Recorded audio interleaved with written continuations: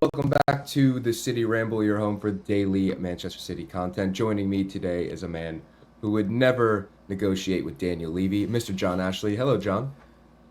Hello, Adam. How are you doing? Not too bad. We are recording this on Tuesday. City kick off the Premier League season Saturday. 4 or 5 days away now. You got the buzz, you got the juices going ahead of the new season. Uh, Not really. I keep forgetting that the season's that's starting on Friday, I guess. But I think it's because of all this transfer activity. I keep thinking it's earlier in the summer than it actually is. And yeah, I'm. It's gonna. I need to get my fantasy team sorted out. There's lots of stuff to do before Friday. How about you? Yeah, it's feeling like late July, mid-July right now, and not mid-August and 4 or 5 days away from the opening kick. Yeah, I'm the same way. I am doing a fantasy draft league and sent out the invitation to all the participants and set the draft for like a week and a half down the line. And someone texted me and said, that there will be have been like 4 games played by the time we draft already. I was like, good God, we're already there, aren't we? Yeah, it's coming up quick. And you're right about the transfers. And anyone who has listened to our podcast will know that I loathe transfer season. Once the transfer window closes, I lock back in because as we've seen over the last 48 hours, it can become quite tedious, John. And we'll jump straight in with, I think, the biggest news at the time of recording. Like I said, we are recording this late in the evening in the UK, late-ish in the evening in the UK on Tuesday. And the big story right now is the goalkeeper carousel, John. And at the time of recording, the latest report is from the Mail that says City are weighing up a move for PSG's Gigi Donnarumma after Galatasaray have returned to negotiations to sign Ederson. In any other world, John, I would say an aging Ederson coming towards the end of his City contract in the midst of this little rebuild, going to Galatasaray, getting in 26-year-old Champions League winning Gigi Donnarumma. Sounds fine. But there's the James Trafford of it all, and how this doesn't seem to make much sense on paper when you consider that the well established and well reported situation with Trafford coming in was City see Trafford as potentially their long term number one, potentially England's long term number one, and they want to get him in the door early. They want him to be here for the rest of the Ederson stay and get him bedded into to the club and playing under Pep. And that plan with the Donnarumma rumors, if you are to believe them, seems to be going out the window. Yeah, it's a really head scratching situation. I mean, we had three. Well, it could we could end up having three completely different goalkeepers at the beginning of this season than we had at the beginning of last season.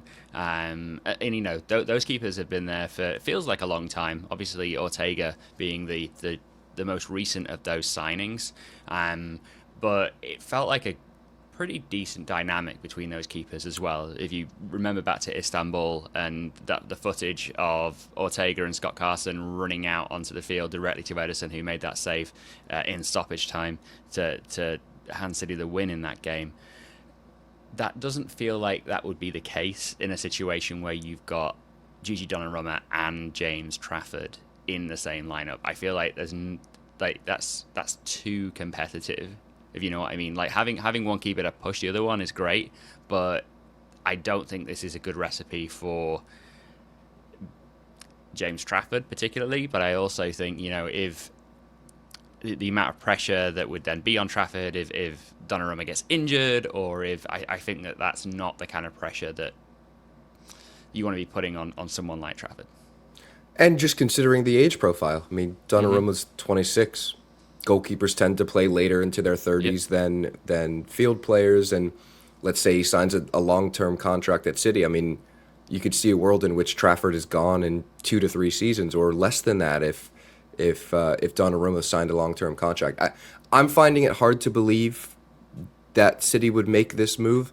I find it even if Ederson were to go, I still find it hard to believe that they would go for somebody like Donnarumma. Some listeners who maybe don't follow football outside of England or outside of City may not remember, his departure from Milan was far from amicable, and I believe they were throwing euro notes at him in his final game, and there was all sorts of drama over his exit, and wasn't handled very well by him or his agent. And those are the type of players that City tend to stay away from in the market. The phrase that's been thrown around a lot online, I think, from this is market opportunity. John, I think coming into this summer, I don't think City had their sights set on Gigi Donnarumma. He looked like he was going to be signing a long-term deal at PSG. That doesn't seem to be happening. I believe they dropped him from the the European Super Cup squad. They've also signed a young goalkeeper from within France. So the signs point to him leaving PSG. Now, how City figure into all this, I'm not totally sure because Ortega's still here. If Ederson goes, they'll need to get Ortega out the window as well. And it just doesn't seem to make a lot of sense. And I wonder how James Trafford feels in all of this, because what kind of promises do we think he was given behind the scenes when coming back, especially a guy of his age profile who has played a little bit in the Premier League, has done really well in the Championship, and you'd think that he'd be coming into a season where he's back in the Premier League with Burnley and obviously, you know, probably looking to make his mark in this league and as a number one, or at least on a path to being a number one, and that path kind of seems to be closed by this potential move. Yeah, absolutely. It's a really, considering where else City have weaknesses as well, like market opportunity. That's fantastic. And you know, if the rest of the squad was fully fleshed out and we knew what was happening with the likes of Gundogan, we knew what was happening with the right back situation, then I think this, even that would actually make this maybe somewhat more understandable, palatable. I don't know. You know, Trafford is still young. At the same time, it's a guy who doesn't seem like a great fit for the squad. It's someone who would probably entertain a lot of offers elsewhere as well. Obviously, market opportunity, whatever you want to say about that.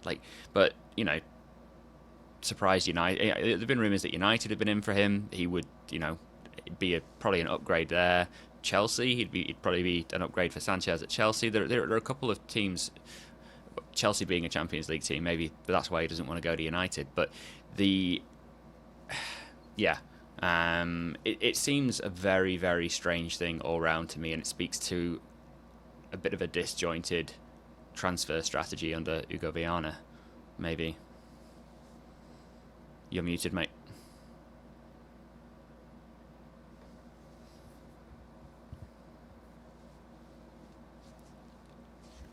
Thank you.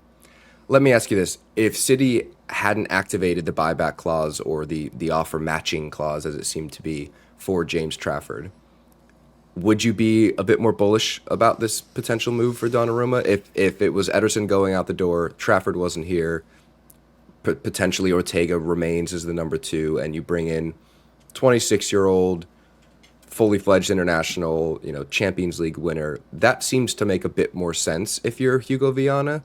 It's the Trafford coming in a week and a half that makes it seem extremely murky.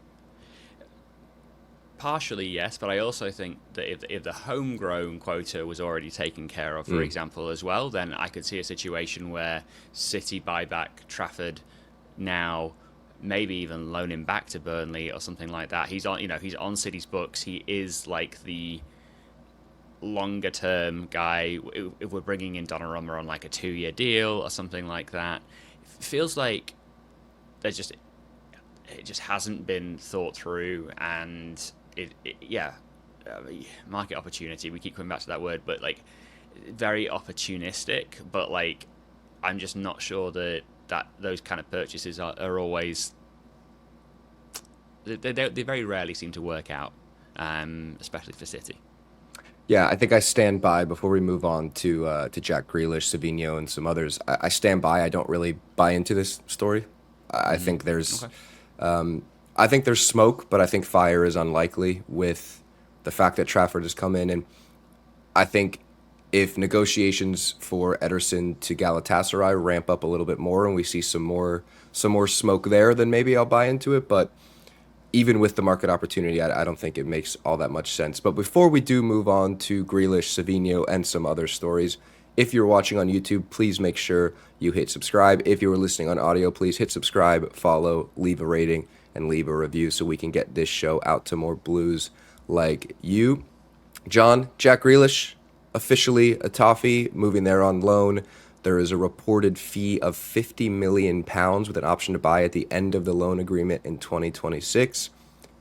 This has been bubbling for a while. I think it was just a matter of dotting the I's, crossing the T's, figuring out who's paying what wages and all that kind of stuff. And look, we've made our case for Jack Grealish on this podcast for years now, whether that was in the midst of his quote-unquote glory days at City during the treble season when he was an impact player in arguably City's most famous season of all time, to the last couple of years where he couldn't stay fit, the application and training was reportedly not there, and he was being dropped from the World Cup squad, Club World Cup squad, all that kind of stuff.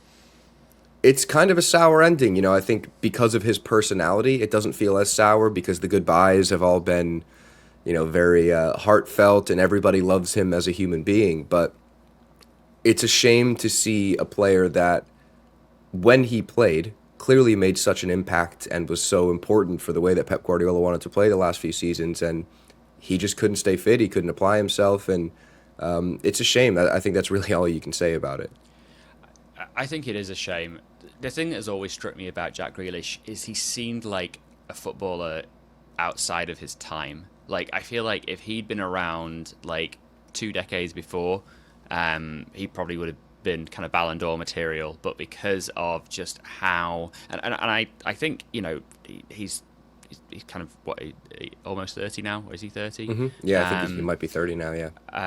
Like he kind of grew up and was in the academy system at the back end of where that culture was still a little bit around. He, you know, and so, you know, playing in the lower leagues and stuff like that, where the, you know, just the jump between that and the Premier League is so great, and particularly then going to a club like City, you know, just the elite level of conditioning that you're required to have, like that sounded like that was the biggest kind of shock for Jack than anything else. And then that, I think, has triggered kind of this imposter syndrome. I think I saw that phrase somewhere. That definitely seems to capture, I think, his time at City really, really well.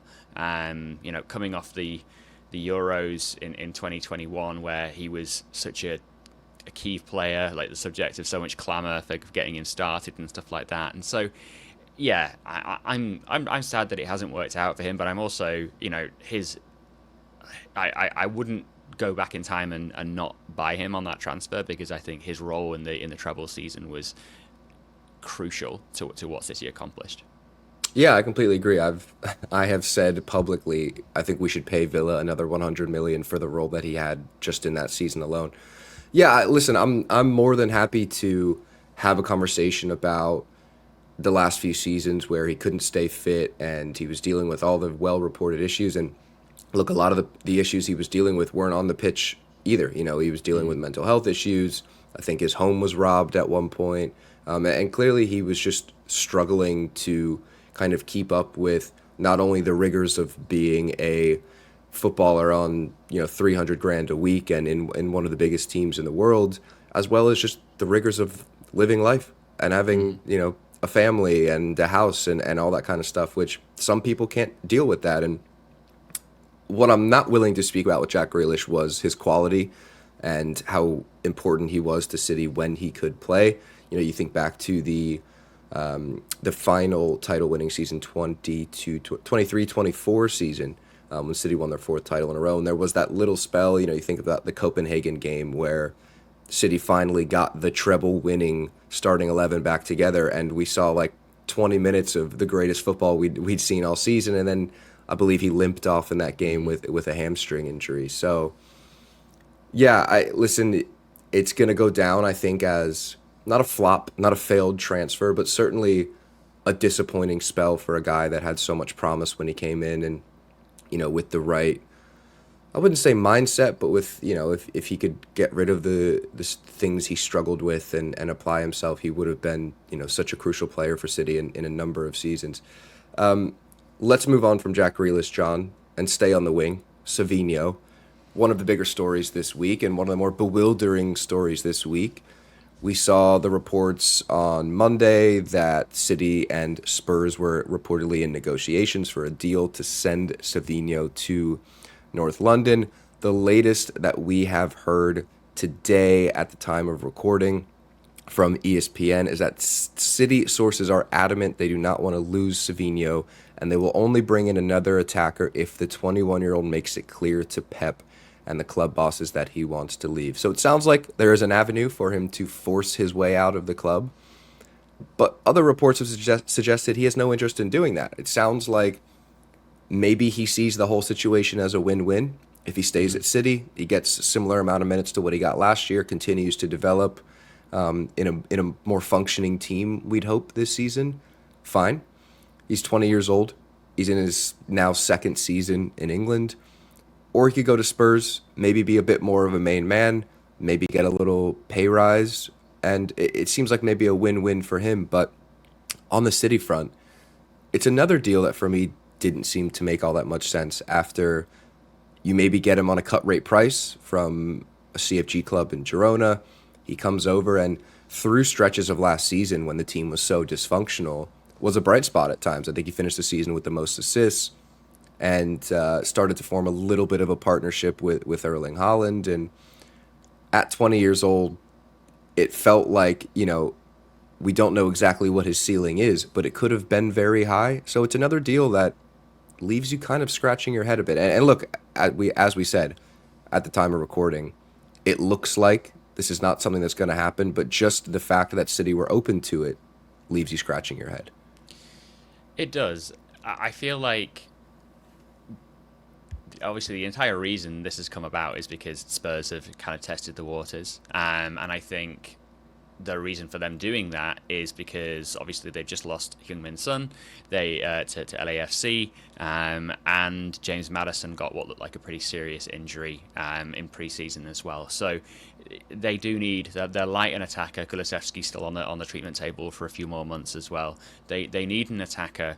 I was at Brentford against City in January where Savinho had a fantastic game right in front of Thomas Frank, and so I'm thinking that was basically the entire kind of scouting that Thomas Frank did on Savinho, because he probably was like, okay, who can we sign? Who might be interested in that? Who's kind of a bit part winger right now who would like some more time, some more game time? And I do think it's a win-win for Savinho, and you can understand from his perspective as a he is still young, and I think that speaks to his quality that we forget that he's 20.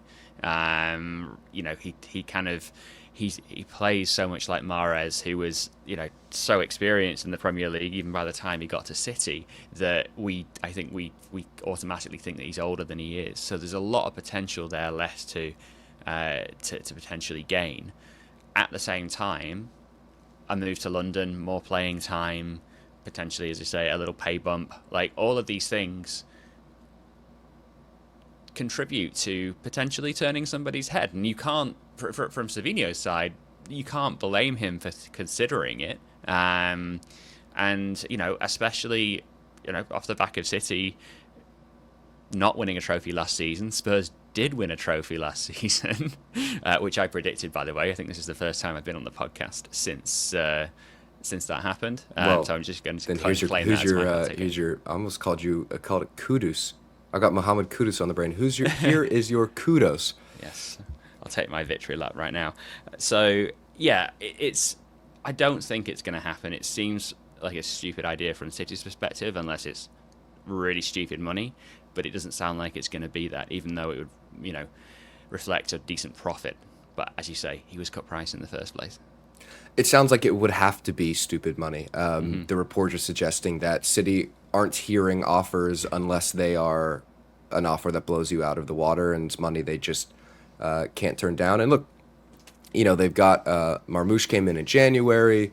With the midfield signings, you'd think that Phil Foden might be competing for a right wing spot and not a midfield spot after Reinders came in and Ryan Shirky. I know Shirky can play out on the right as well. You're right. It doesn't make a ton of sense. Let me ask you. This is a loaded question. It's a very loaded question.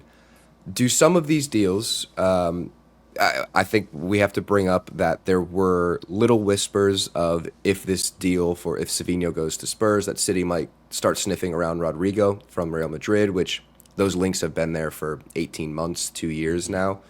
Do some of these moves, if they were to happen, feel like something from Pep to say, I've got this limited time. I'm going to almost Sir Alex Ferguson this place, and I'm going to wring out every last drop of this team that I have built. I'm going to add in my, experienced 26-year-old goalkeeper who just won the Champions League. If Ederson goes, I'm not willing to fall back on James Trafford. If Savinho goes, fine, because I'm going to go and get a multi-time Champions League winner in Rodrygo, who's played at the highest level, Brazil, Real Madrid, players that I know will come in and will impact now. Does this feel less of Hugo Viana taking on this major rebuild and taking City into the new era, as opposed to maybe it feels more like Pep saying, hold on, this era that I've already built is not quite over yet? Yeah, it definitely feels like there is a bit of that, and maybe I was too harsh on Hugo Viana earlier, because it kind of does feel like he has his hands somewhat tied with selling the future of City to... And it's worth mentioning that the first window that he maybe had a little bit of his fingers in the pie was Kusanov, young. Vitor Haish, young. Marmoush, young, but also with some, top-level experience. So it's not as if the moves up to this have been showing, okay, they're going for experience, they're going for win now, because they have brought in plenty of pieces that could be here 6, 7, 8 years. Yes, they have. So it's kind of... It almost feels like a tug of war between Pep and Viana in the transfer market at the moment. You've got these, this experience. You've got, is Gundogan going to stay? Is he going to go?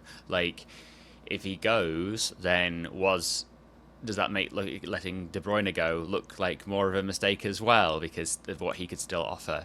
And at the same time, you've got all this new talent coming in, and then you got Victor Heis going out to Girona. You've got this Trafford situation, and so it feels like it's going to get messier before it gets neater at the moment.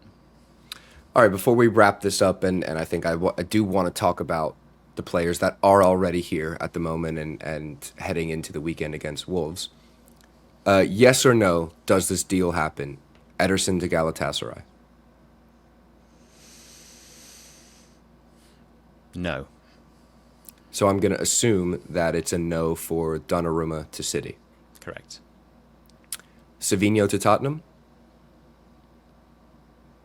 No. So I'm going to assume no for Rodrygo to City. Gundogan to leave? Yes. Interesting. Kovacic to leave? Possibly, and I think again that's the homegrown quota that we need to hit, and we need to get rid of. It's a tricky one. We need to create space to bring someone else in to replace one of those guys, and so or both. Those two I think would need to go in that situation for one to come in. I've not been keeping up with the count.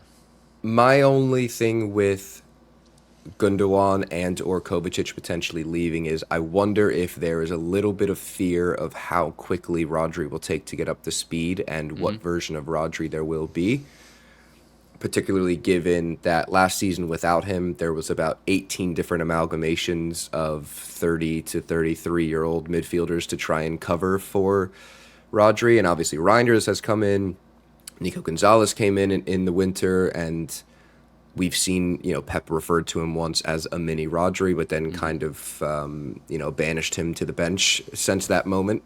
Got Nico O'Reilly as well. Nico O'Reilly, yep, who, played through left back through most of the back end of last season, but, has played a little bit of midfield in the Club World Cup and I believe played in midfield against Palermo. So I wonder if the Rodri situation just kind of steadies the hand of the city executives a little bit to think, okay, let's not be too quick to have a garage sale of experienced midfielders because we don't know exactly what we're going to get from Rodri, and maybe it's mid-September by the time he's playing 90 minutes week in, week out. Maybe it's later than that. Maybe it's earlier if all things go to plan. But I do wonder if that's in the back of the minds a little bit.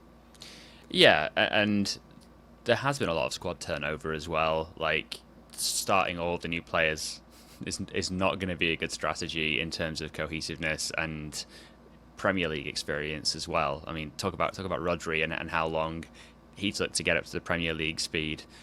I think that's going to be true of a couple of these new signings as well. Yeah, I completely agree. All right, before we wrap up here, real quick, I do want to talk about this weekend. There's been plenty of discussion, John, about the tale of two halves that was the game against Palermo. In the first half, we saw a lot of those new players. We saw Nico O'Reilly, Pusanov, James Trafford. But in the second half, we got something a little bit more familiar, a little bit slower, a little bit more controlled than what we saw from the first half, and like I said, a bit more familiar.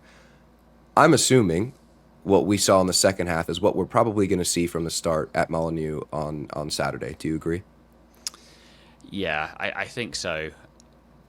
It depends on Gvardiol's fitness, I guess, because he might come in there. But yeah, that's definitely the impression that I got, and that puts Bernardo Silva somewhere out on the left, which is not not very a fun thing to look forward to. But I think it's going to be a safety first from Pep, and we're City notoriously start slow anyway, so I wouldn't be surprised if City drop points on Saturday. I don't know. I don't think that I'm as worried about if we see a midfield of maybe Reinders, Gundogan, Bernardo Silva, and it feels a bit more like last season because I do think there is enough of a freshness to what we could see from at least the starting 11 against Wolves on Saturday. If it's Reinders in there and Marmoush in there and maybe Ait Nori at left back, that feels enough to be a fresh injection, something a little bigger and better than last season. So I'm not as concerned maybe as some people are if we do see the unks and see things that we've seen in the past that didn't work out last season. I also think that last season was just such a domino effect of shit that once one thing could go wrong, everything went wrong. If the midfield couldn't keep control, then Holland was off, and it just everything went wrong at once. I think I'm completely fine with seeing something safe from the beginning with little sprinkles of 15 minutes of Ryan Cherki or, Reinders from the start is a good injection in the midfield and all of that kind of stuff.